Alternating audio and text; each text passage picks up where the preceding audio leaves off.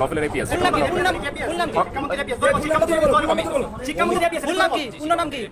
অমিত কুমার বসু বলছিল, এখন বারবার অমিত কেন বলতেছো? ছাত্রলীগ যত খারাপ হোক, যত অমানুষ, কুকুরের ছানা, যা যা বলা যায় সব বলা যাবে এদেরকে। ওয়ালাইকুম আসসালাম দর্শক, শুরুতে থাম্বনেল এবং ভিডিও টাইটেল দেখে বুঝতে পেরেছেন আজকের ভিডিওটা কতটা গুরুত্বপূর্ণ হতে যাচ্ছে। তাই দর্শক ভিডিওটা সম্পূর্ণ দেখবেন এবং বেশি বেশি শেয়ার করে অন্যকে দেখার সুযোগ করে দিবেন। দর্শক, সাংবাদিক ইলিয়াস হোসেন ভাইয়ের ভিডিওটি দেখার আগে চলুন আমরা দেখে আসি আটক হওয়া এই ব্যক্তি কি বলেছে।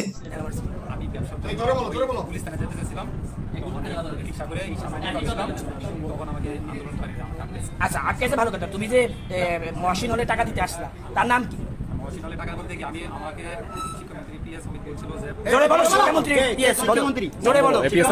শিক্ষামন্ত্রীর নাম বলো, এপিএস এর নাম বলো। আর এপিএস এর নাম কি? মহিবুল হাসান চৌধুরী। আচ্ছা, সে কি বলছে? কি বলছে? কোথাকার ছোট ভাই? আস্তে আস্তে এই মারিস তে এখন ভিডিও। আচ্ছা, আমি একটু বলি। সে কি বলছে? ছোট হোসেনকে 10,000 টাকা দিতে। পোস্ট কি?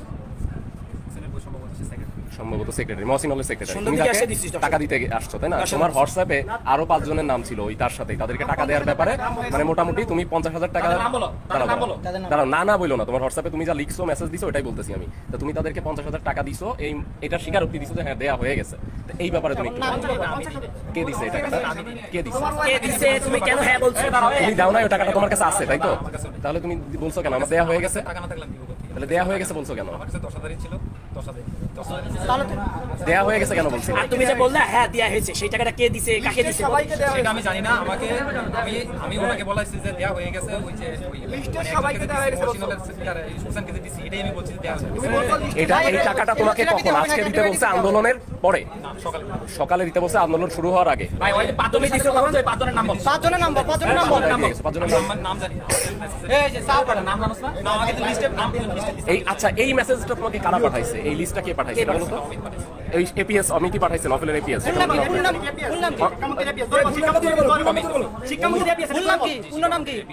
অমিত কুমার বসু বলছিল, এখন বারবার অমিত কেন বলতেছো? এদিকে তাকাও, এদিকে তাকাও। আচ্ছা, তুমি মানে কোনো উদ্দেশ্য জানো না কেন টাকা দিছে?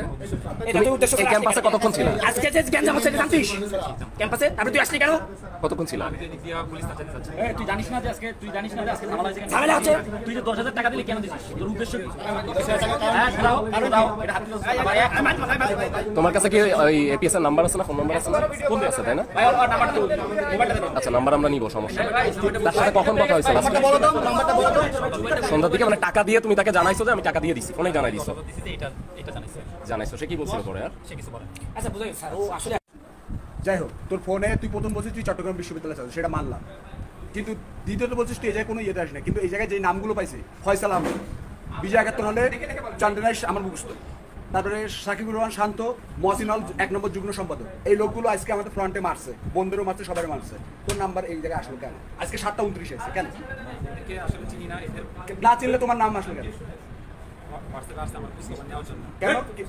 কেন কেন আসছে?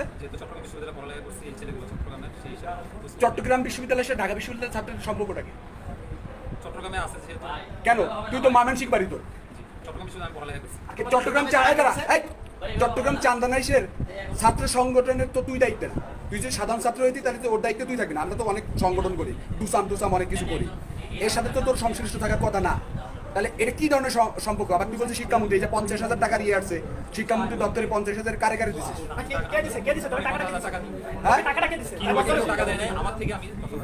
দর্শক, এবার আমরা দেখবো সাংবাদিক ইলিয়াস হোসেন ভাই কি বলেছে। যত খারাপ হোক, যত অমানুষ, কুকুরের ছানা, যা যা বলা যায় সব বলা যাবে এদেরকে।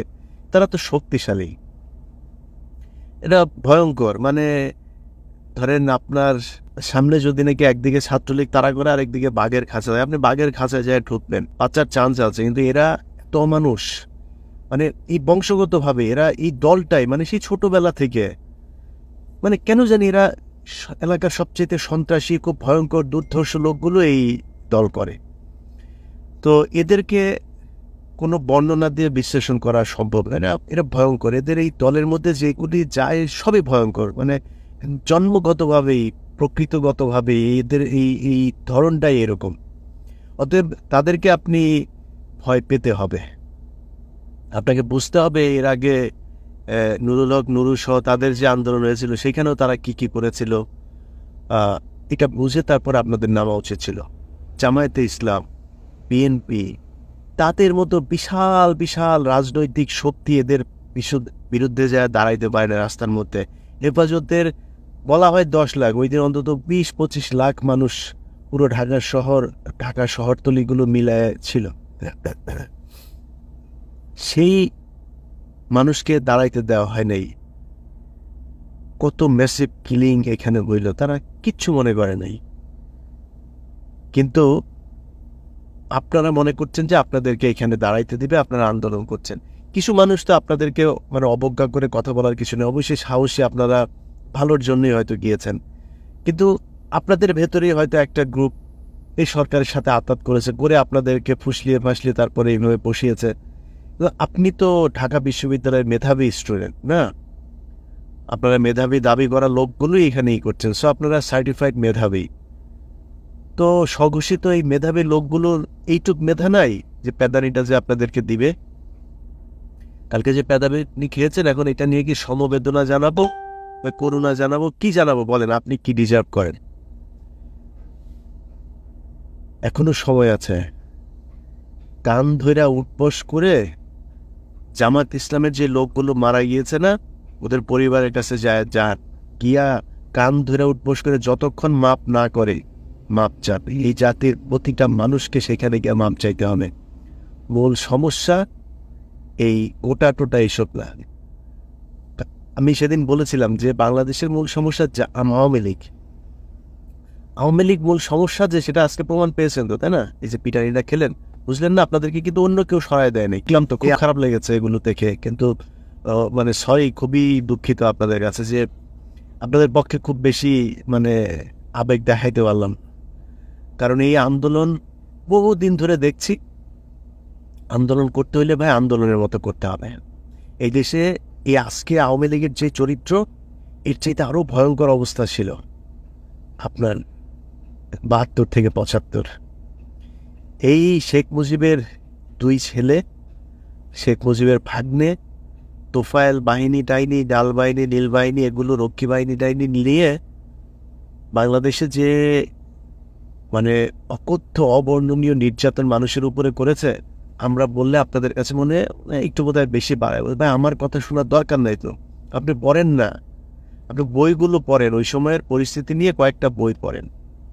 ইভেন আজকে যারা আওয়ামী লীগ করে তাদের বইয়ের ভেতরেও আপনি দেখবেন কি অবস্থা। এই শাহরিয়ার কবিরেরও বই আছে, দেখেন সেখানে তারা শেখ মুজিব, তার পরিবার, তার রাজনৈতিক অবস্থা সেই সময় কি বলেছে, এটা একটু দেখেন।